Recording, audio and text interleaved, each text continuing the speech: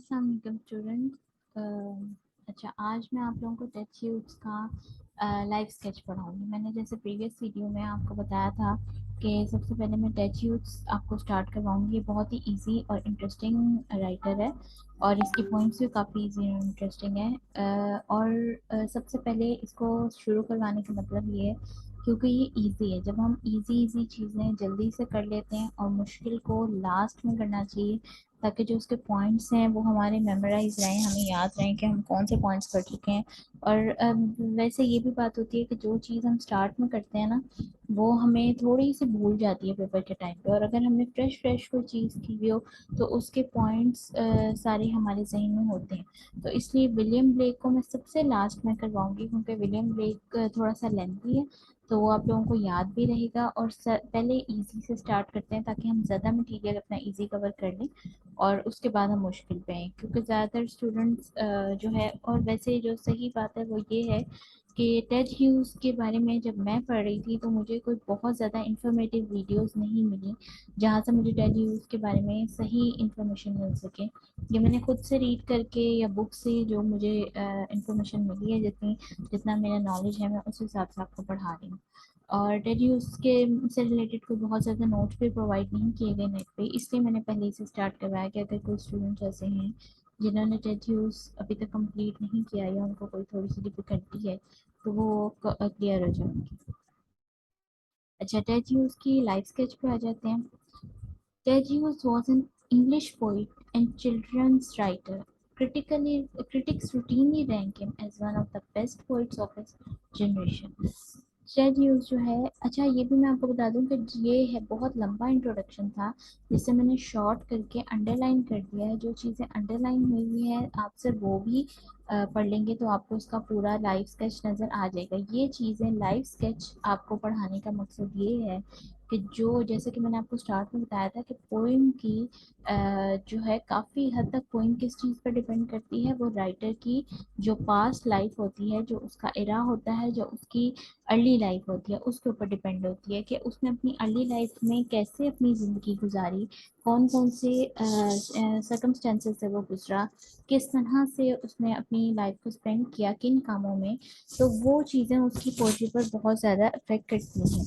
तो इसके लिए हमें उसकी पोइम को सही तरह समझने के लिए कि उसने राइट पोइम में किस चीज़ को कैसे, मेटाफर को किस तरह यूज़ किया है, ये सारी चीज़ें समझने के लिए और उनके थीम समझने के लिए हमें राइटर के बारे में जानना बहुत ज़्यादा ज़रूरी है। जब आप पढ़ेंगे तो मैं साथ साथ आपको हाईलाइट भी करती जाऊंगी चीज़ें। टेल्यूड जो है वो एक इंग्लिश पोइट है और चिल्ड्रंस राइटर है। इसे चिल्ड्रन राइटर क्यों कहा गया है? क्योंकि इसमें बहुत ज़्यादा पॉइंट्स जो हैं वो एनिमल्स, ज़्यादातर इसकी पॉइंट्स जो हैं वो एनिमल्स के ऊपर लिखी गई हैं। यानी एनिमल को इसने एक मेटाफर बना के यूज़ किया है। जैसे जो हमारे पास अब एक पॉइंट जो हमारे सिलेबस में पोइम है उसमें डेट मॉर्निंग में सैल्मन फिश का जिक्र है। थॉट फॉक्स में एक फॉक्स को मेटाफर के तौर पे यूज़ किया गया है। लिटिल फ्रीडा में एक मून और एक स्पाइडर का, स्पाइडर वेब का जिक्र है। फिर थर्ड इसकी एक पोइम है चौसर। तो चौसर के बारे में भी जो है उसने, चौसर में इसने लिखा तो चौसर जो जेफरी चौसर जो हमारा पार्ट वन का राइटर है उसके बारे में है, लेकिन उसने उस जो एनिमल्स का उसमें भी जिक्र किया है। यानी किसी ना किसी तरीके से कोई ना कोई घुमा फिरा के ये अपनी बात एनिमल्स पे ले आते हैं। इसकी कोई भी पोइम ऐसी नहीं है जो एनिमल के जिक्र से खाली गई है, तो इसलिए इसको एक चिल्ड्रन राइटर, यानी इसकी जो पोइम है वो बच्चों के लिए भी लिखी। और हाँ, इसने इसके भी चिल्ड्रंस राइटर कहा जाता है क्योंकि इसने बच्चों के लिए भी काफ़ी पोइट्री लिखी है जो स्पेसिफिकली बच्चों के लिए है। तो इसलिए critics routinely rank him as one of the best poets of his generation. Hughes was married to the American poet Sylvia Plath, जो हम पार्ट वन में अमेरिकन लिटरेचर में हमने पढ़ा था। ये वही राइटर हैं सिल्विया प्लाथ। इनकी शादी जो है वो ह्यूज से हुई थी until her death by suicide at the age of 30। अच्छा ये भी इसमें मैं आपको शॉर्ट करके बताती हूँ। ह्यूज की शादी हुई थी सिल्विया प्लेथ से 1956 में, और सिल्विया प्लेथ की, जैसे कि आप प्रीवियस पार्ट वन में पढ़ चुके होंगे, उन्होंने सुसाइड अटेम्प्ट की थी। अच्छा, उनकी सुसाइड की कोई भी खास वजह सामने नहीं आई थी, लोगों ने खुद से अंदाजे लगाए थे। क्योंकि इनकी अभी जब आप आगे पढ़ेंगे तो आपको पता चलेगा कि लोगों ने क्या अंदाजे लगाए थे। मैं अच्छा आपकी क्यूरियोसिटी नहीं खराब करती। एट द एज ऑफ 30, यानी 30 की जब सिल्वर प्लेथ की एज 30 थी तो उन्होंने सुसाइड अटेम्प्ट की थी, और उससे पहले उनकी शादी ह्यूज से हुई थी, टेड ह्यूज से। His part in the relationship became controversial to some feminists and American admirers of Plath, जो सम कंट्रोवर्शियल कहते हैं नहीं, एक गुफ्तगू का मौजू बन गया हर किसी के लिए।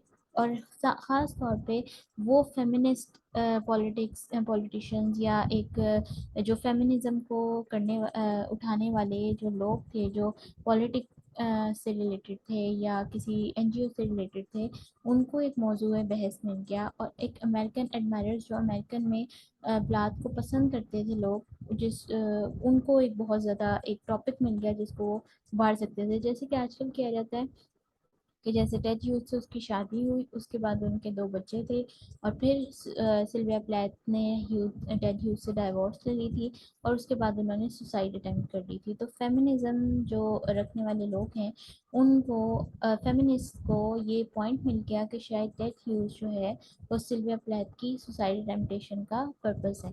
तो जिस और जो अमेरिकन एडमायर जो उनको पसंद करने वाले थे, जो उनके चाहने वाले थे, उनके फॉलोअर्स थे, उन्होंने भी ही उसको बहुत ज़्यादा जो है इस बारे में यानी हाईलाइट किया इस इशू को, और उन्हें पॉइंट आउट किया। उनकी पोइट्री बहुत ज़्यादा डाउन चली गई थी, और उनकी जो है राइटिंग स्किल्स भी इससे काफ़ी ज़्यादा इफेक्टिव हुई। अच्छा, Hughes was born on 17 August 1930 at Aspinall Street. अच्छा, ये सारी डिटेल्स इसमें मेंशन है, लेकिन ये आपको याद, मैं बार बार बता रही हूँ, ये चीज़ें मैं आपको समझाने के लिए बता रही हूँ। इसको याद नहीं करना, इसको सिर्फ आप 3 से 4 दफ़ा रीड भी कर लेंगे तो ये काफ़ी है। West Yorkshire to William Henry and Edith Hughes, and raised among the local farm of Calder Valley and on the Penny Moorland। अच्छा, ये आप पॉइंट देखें कि इसने इस जब ये पैदा हुआ तो ये कौन से वेस्ट यॉर्कशायर में था। वेस्ट यॉर्कशायर में पैदा होने का मकसद ये था कि यॉर्कशायर का अक्सर इसकी पॉइंट्स में यॉर्कशायर का जिक्र आएगा, तो ये यॉर्कशायर के पॉइंट को ही के शहर को ही ज़्यादातर डिस्कस करता है। फिर इसकी ह्यूज जो है वो बड़ा हुआ किसमें, local farms of the Calder valley. जो उसका एक वैली था, एक वादी थी, वहाँ पे एक लोकल फार्म था जहाँ पे एनिमल्स होते हैं, वहाँ पे वो उसकी परवरिश हुई। Hughes sister Olwyn was 2 years his senior, and his brother Gerard was elder than him by 10 years। यानी 10 साल बड़ा भाई और 2 साल बड़ी उसकी एक बहन थी। His mother's family could trace their ancestry back। अच्छा, अब ये मैं आपको शॉर्ट करके बताती हूँ, जो पैराग्राफ मैंने हाईलाइट नहीं किया गया। पहले पैराग्राफ में ये है कि वो यॉर्कशायर में पैदा हुआ, उसका जो परवरिश है वो एक फार्म के दौरान में हुई जहाँ पे बहुत ज़्यादा एनिमल्स थे। उसकी बहन थी और एक भाई था, बहन उससे 2 साल बड़ी थी, और भाई उससे 10 साल जो है वो बड़ा था। सेकेंड, और फिर उसकी माँ के और बाप के बारे में यहाँ पे जिक्र किया गया सेकंड पैराग्राफ में, लेकिन ये इतना ज़्यादा इम्पोर्टेंट नहीं है। आपने बेसिकली उसकी लाइफ के बारे में जानना, उसके माँ बाप से आपका कोई ताल्लुक नहीं है। अच्छा, ये जो शुरू में बताया गया कि उसकी जो फार्म में परवरिश हुई, तो उसको उसने थोड़ा सा हाईलाइट भी किया, क्योंकि ह्यूज ने ये बात पॉइंट आउट की है कि मेरे जो पहले 6 साल थे उसने हर चीज़ को शेप दी। कैसे, क्योंकि उसका एक माइंड शेप किस चीज़ को दी जाती है, जब शुरू के ईयर्स होते हैं बच्चे के, अर्ली ईयर्स में उनको जो जो परवरिश दी जाती है, जो बातें बताई जाती हैं, वो ज़िंदगी भर याद रखते हैं, उनको वो नहीं भूलते। तो वो ये बताना चाह रहा है कि मेरे जो शुरू के 6 साल थे उसने हर चीज़ को तरतीब दिया, और उसी की बेस पर वो अपनी ज़िंदगी को आगे लेकर चला। Hughes loved hunting and fishing, swimming and picnicking with his family. He was fascinated by animals, collecting and drawing toilet creatures। उसे जो है वो एनिमल से, और जो टॉयज थे जो कि लेट क्रिएचर्स थी, उनकी उनसे बहुत ज़्यादा फेस्किनेट होता था वो। He acted as driver when his elder brother game keeper shoot magpies. जो वो एक रिट्राइवल कहते हैं, यानी एक जैसे वो रोकता था, मना करता था, मुखालिफ की तरह एक्ट करता था। जब उसका बड़ा भाई, उससे 10 साल बड़ा था, गेम कीपर, गेम कीपर कहते हैं जो फार्म हाउस में जानवरों का ख्याल रखता है, उसको शूट मैगपाइस, मैगपाइस आउल्स, रैट्स एंड कर्ल्यूस ऐसे परिंदे हैं, अगर आप इनको नेट पे सर्च करेंगे तो इनकी शेप्स और इनके पिक्चर्स आ जाएंगी। तो ये जंगली जानवर होते हैं जिन जो जानवरों को नुकसान पहुंचाते हैं। तो जो गेम कीपर्स होते हैं जिन्होंने फार्म की देखभाल करनी होती है, वो इन जानवरों को शूट कर देते हैं ताकि ये फार्म में मौजूद जानवरों को नुकसान ना पहुंचाए। अब वो जब उनका उसका भाई जानवरों को शूट करता था ना, तो वो उसकी मुखालफत करता था, वो रिट्राइवर था, वो रिट्राइवर की तरह एक्ट करता था, इसलिए क्योंकि उसको वो चीज़ पसंद नहीं आती थी। Growing up surrounded by the harsh realities, वो इन्हीं सख्तियों में पला बड़ा है, of working farms in the village and on the moors. Moors यानी वो जो वहाँ के जितने भी विलेज थे और जितने भी वहाँ के फार्म्स थे, उनकी हार्श रियलिटी यही थी कि वहाँ पे जितने भी गेम कीपर होते थे, वो जानवरों को शूट कर देते थे और उसको ये चीज़ पसंद नहीं आती थी। अ, अच्छा, इसका एक क्लोज फ्रेंड भी था इस टाइम पे, जिससे जॉन होले कहते हैं। John Hole took Hughes to the Crook Hill state above Conisbrough, where the boys spend great swathes of time, जहाँ पे इन दोनों दोस्तों ने बहुत ज़्यादा अच्छा वक्त गुजारा। Hughes became close to the family and learn a lot about wild life from Holly's father. Holly's के फादर से उसने बहुत ज़्यादा वाइल्ड लाइफ के बारे में और ज़्यादा जाना। कैसे? क्योंकि वो भी एक गेम कीपर थे। He came to view fishing as an almost religious experience, उन्होंने इसको एक नया नज़रिया दिया, उसका एक नया नज़रिया बना फिशिंग से रिलेटेड, कि फिशिंग एक रिलीजियस एक्सपीरियंस है। अच्छा, मज़े की बात ये है कि जो हम पहली पॉइंट पढ़ेंगे डेट मॉर्निंग, वो फिशिंग एक्सपीरियंस से ही रिलेटेड है जो कि उसने लिखी है। तो वो उन्होंने जब वो उनके हॉलेस के फादर के साथ रहा, ज़ाहिर है हॉले उसको अपने फार्म हाउस पे ले गया, वहाँ पे उसकी फैमिली के साथ उसने टाइम स्पेंड किया, तो वो उनकी फैमिली के काफ़ी करीब आ गया। और जो हॉले के फादर थे वो गेम कीपर थे, तो उन्होंने उसको फिशिंग के बारे में एक नया नज़रिया दिया कि वो एक रिलीजियस एक्सपीरियंस है। Teacher encouraged him to write, developing his interest in poetry। जब वो स्कूल में था तो उसके टीचर्स ने उसको इनकरेज किया कि वो पोइट्री लिखे। ही was mentored by his sister Olin, who was well versed in poetry। Huge जो है वो अपनी सिस्टर ऑलिन से काफ़ी ज़्यादा उसने सीखा, या वो एक उसकी मेंटोर थी जो कि उसे बताती थी कि पोइट्री में कैसे कैसे उसने पोइट्री लिखनी है। जैसे कि हम जो भी काम स्टार्ट करते हैं तो उसमें कहीं ना कहीं गलती होती है, लेकिन अगर आप किसी की गलती हाईलाइट करें तो वो उस गलती को ठीक कर लेता है। जैसे कि मैंने अपनी फर्स्ट वीडियो में बताया था कि ये मेरा फर्स्ट एक्सपीरियंस है, तो अगर मुझसे गलती हो तो आप लोग बताइएगा ताकि मैं ठीक कर लूँ। तो ऐसे ही जो आप इस तरह से आप लोग मेरे मेंटोर हो जाएंगे। और ऑलिन जो है उसकी सिस्टर, वो उसकी मेंटोर थी, क्योंकि वो उसने जो है पोइट्री की में जितनी भी मिस्टेक्स करता था वो उसकी मिस्टेक्स को हाईलाइट करती थी। एंड टीचर जॉन फिशर, और स्पेसिफिकली उसकी टीचर जो जॉन फिशर जो थी, उन्होंने उसका बहुत ज़्यादा साथ दिया पोइट्री लिखने में। After university, Hughes went to have many varied jobs, including working as a rose gardener, a night watchman, and a reader for the British Film Company। अब उसने काफ़ी सारी जॉब्स की, उसमें तो कुछ के नाम यहाँ पे उन्होंने हाईलाइट किए हैं, जैसे कि रोज गार्डनर के तौर पे, नाइट वॉचमैन, और रीडर जो था ब्रिटिश फिल्म कंपनी में जो रीडर का रोल वो करता था।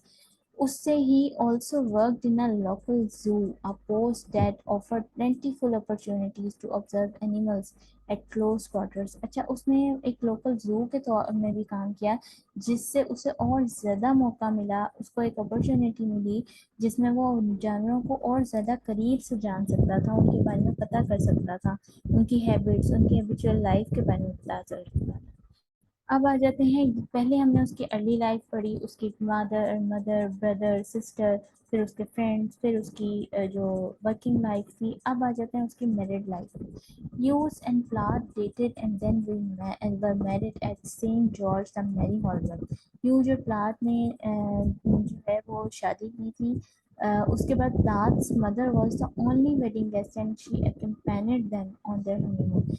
रात की जो मदर थी वो वाहिद एक ही गेस्ट थी पूरी शादी में, क्योंकि उस टाइम तक जो ह्यूज की फादर और मदर थे उनकी डेथ हो चुकी थी, तो सिर्फ वही रात की मदर ही उसकी अटेंडेंट थी शादी। Hughes commented that early on he could see chance of difference between himself and Clark.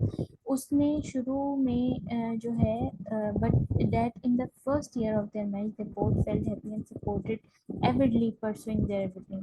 यानी वो कह रहे हैं कि शुरू का जो एक साल था उस टाइम तो उन्होंने बहुत सपोर्टेड और अपने करियर को एविडली परस्यूम किया, यानी उन्होंने बहुत शौक के साथ जो करियर अपनी राइटिंग करियर को लेकर चले। लेकिन कुछ ही अरसे में, शुरू के अरसे में, क्योंकि एक साल के बाद भी जो टाइम होता है वो शुरू का अरसे कहलाता है, और शुरू के अरसे में उनको अंदाज़ा हो गया था कि उन दोनों के दरमियान में काफ़ी डिफरेंसेस हैं, यानी आप एक पर्सनैलिटी डिफरेंसेस जिसे हम कहते हैं।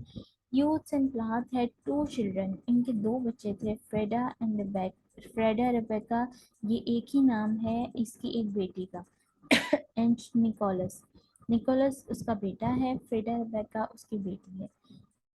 In the summer, Hughes began an affair with Asia Weaver, who had been subletting the Primrose Hill flat with her husband. अच्छा, जो है ह्यूज का जो है वो अफेयर चला था एशिया वेवल के साथ, जो कि उसकी फ्रेंड की वाइफ थी, जो कि प्रिमरोज हिल पर फ्लैट में एक अपनी समर वेकेशंस जो है वो स्पेंड करने आई थी। अच्छा, huge and Plath separated in the autumn. Summer में इनकी समर वेकेशन स्टार्ट हुई थी, फिर ऑटम में इनका ये सेपरेशन हो गई थी इनकी। She set up life in a new flat with the children. Plath जो थी उसने एक नए फ्लैट में अपनी लाइफ को सेटअप किया बच्चों के साथ, यानी बच्चे जो है वो प्लास के साथ चले गए थे। Beset by depression and with a history of suicide attempts, Plath took her own life on 11th February। यानी जो है डिप्रेशन की जो उसका जोन था उसमें रहते हुए और अपनी हिस्ट्री सुसाइड के जो अटेम्प्ट से, यानी जो प्लाथ की फैमिली थी उसमें भी सुसाइड के केसेस थे।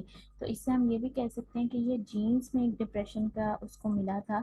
और एक और बात कि जो प्लाथ की फैमिली थी उसमें भी सुसाइड्स हुई थी। अगर आप अमेरिकन लिटरेचर में आपने पढ़ा हो तो आप प्लाथ की प्रीवियस लाइफ के बारे में भी पढ़ेंगे तो आपको पता चलेगा प्लाथ की जो हिस्ट्री है, जो उसकी पास्ट लाइफ है, उसमें उसकी फैमिली में भी काफ़ी लोगों ने सुसाइड अटेम्प्ट की थी।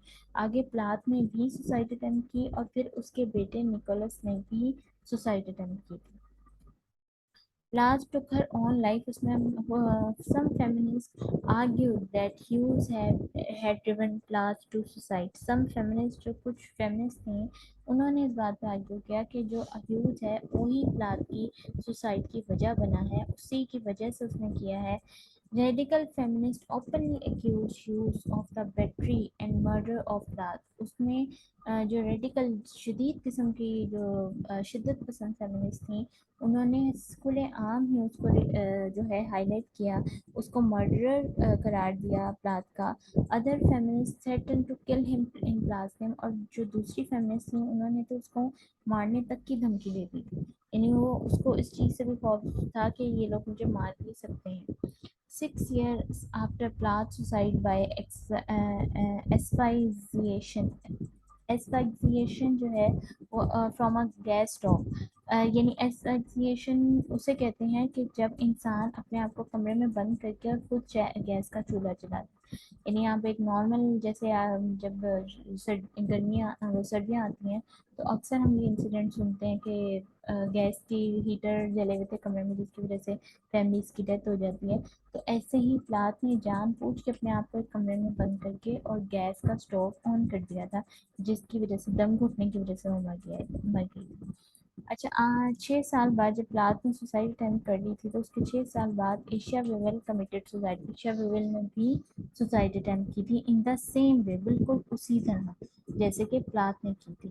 Wavell also killed her child Alexandra, यानी वेवेल ने अपने बच्ची को भी मार दिया था, जो कि उसकी बेटी थी, 4 साल की बेटी थी उसकी। Their deaths led to claims that Hughes had been abusive to both Plath and Wevel।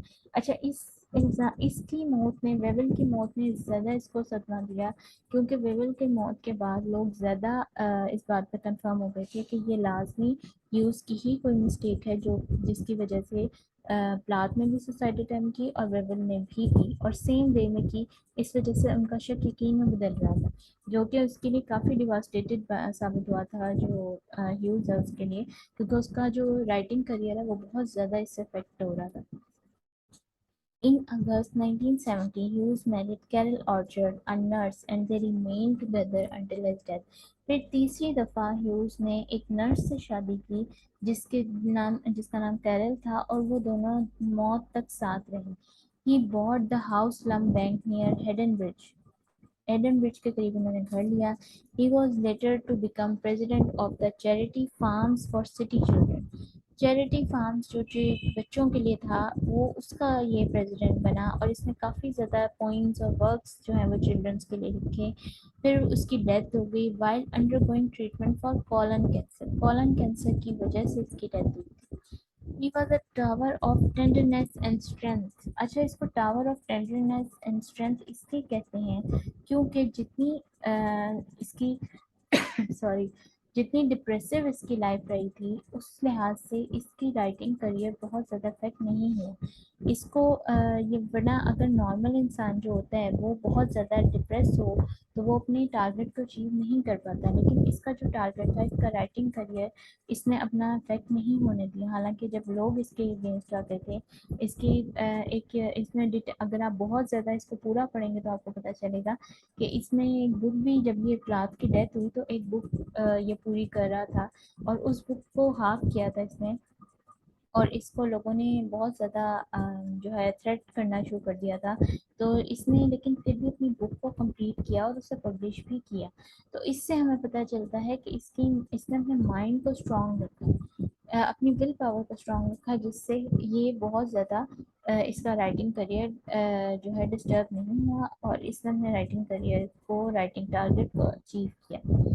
A great arc under with the least of poetry's children could enter and feel secure.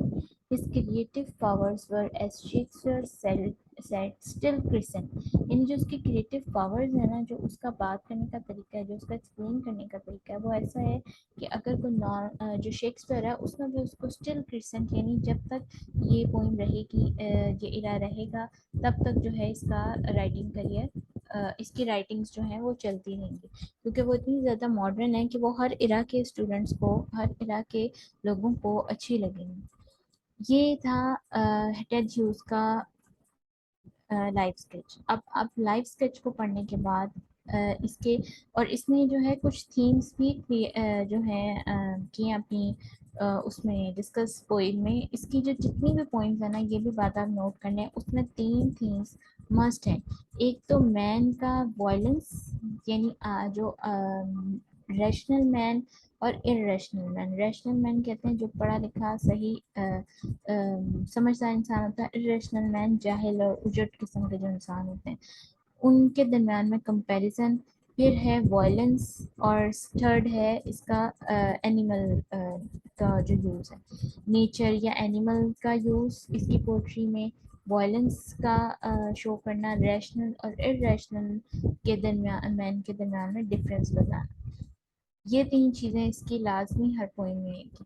और जो आप अगर कोई ऐसा बच्चा है जो कि सिर्फ नोट्स चाहता है तो जैसे कि मैंने आपको पहले बताया था, मैंने ईमेल अपना नीचे डिस्क्रिप्शन में दिया हुआ है तो आप वहाँ से मेरे ईमेल के थ्रू मुझसे कांटेक्ट कर सकते हैं तो मैं आपको वहाँ पे नोट्स प्रोवाइड कर सकती हूँ. और इसके अलावा अगर कोई स्टूडेंट्स कुछ और पढ़ना चाहते हैं या कोई और क्वेरीज हैं उनके माइंड में तो वो मेरे से कमेंट सेक्शन में आपको पूछ सकते हैं. ओके, अल्लाह हाफिज़.